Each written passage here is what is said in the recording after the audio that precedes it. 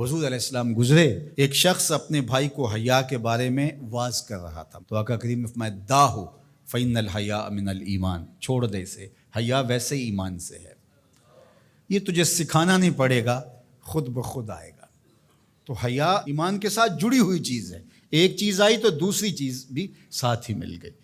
تو اگر حیا رخصت ہو گیا تو ایمان کا بھی کباڑہ ہو گیا۔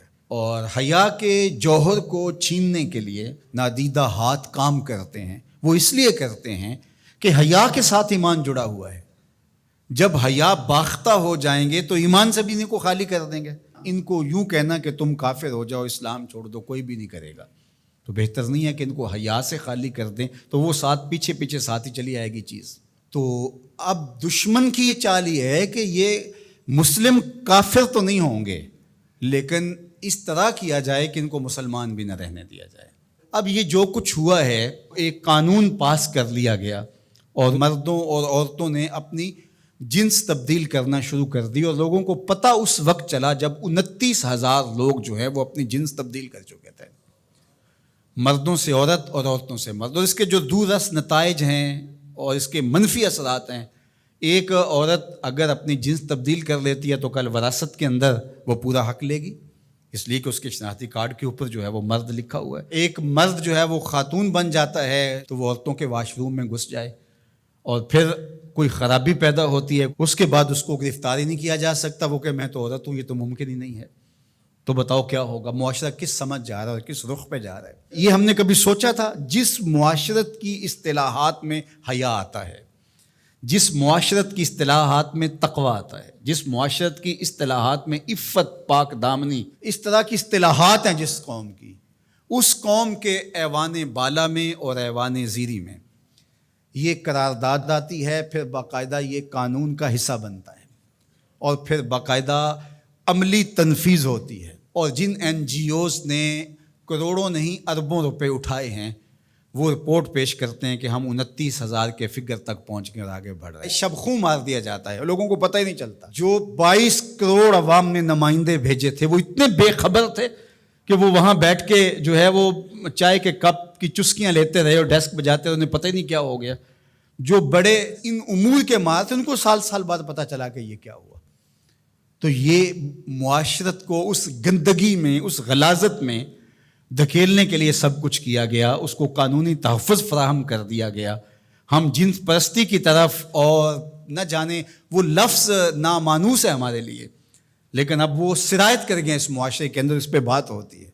اور ہم کہاں گر گئے ہیں، کس گڑھے میں گر گئے ہیں؟ ہم انسان ہیں، یہ تو چوپائے بھی نہیں کرتے۔ جو آج مغرب کر رہا ہے، وہاں کے سنجیدہ طبقے بھی اس پہ آواز اٹھاتے ہیں، وہ بھی سر پکڑ کے ان کے دانشور کہتے ہیں یہ کس سمجھ جا رہے ہو؟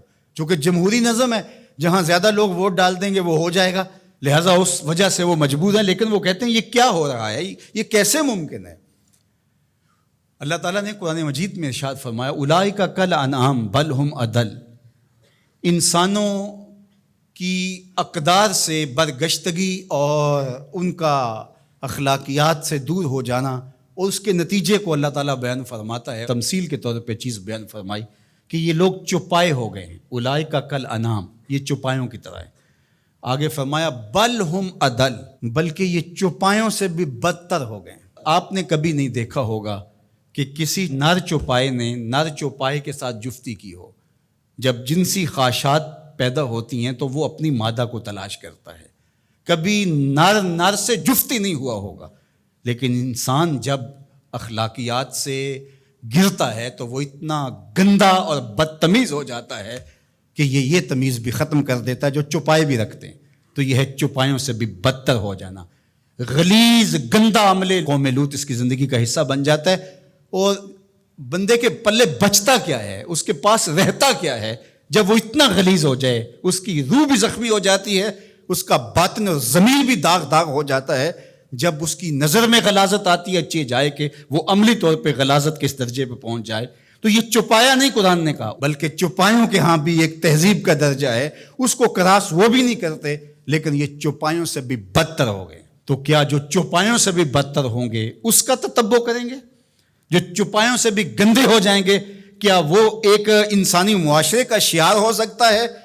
اور کتنی بدبختی یہ ہے کہ اس طرح کے قانون دنیا کی پارلیمنٹس کے اندر جو ہے وہ پاس کیے جائیں گے، باقاعدہ حکومتیں اس کو سرپرستی فراہم کر رہی ہوں گی۔ بد تہذیبی کو تہذیب قرار دے دیا جائے تو اس سے بڑی بد تہذیبی کیا ہے؟ گندگی کو، غلاظت کو اگر گلاب کہہ دیا جائے تو اس سے بڑی بد تہذیبی کیا ہوگی؟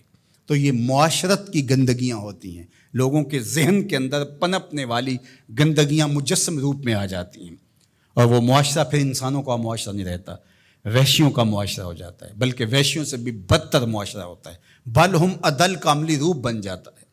تو وہ معاشرہ چاہے کلمہ پڑھتا ہو، وہ معاشرہ چاہے بظاہر نمازیں پڑھتا ہو، وہ معاشرہ چاہے اپنے آپ کو کہتا ہو کہ میرے جیسا زمانے میں کوئی نہیں ہے، وہ گندہ ترین معاشرہ ہوتا ہے۔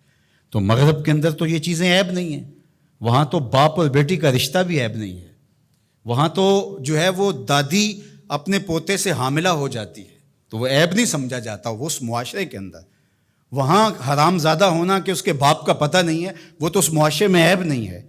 تو کیا مغرب کی نقالی میں ہم سب کچھ قبول کر لیں گے؟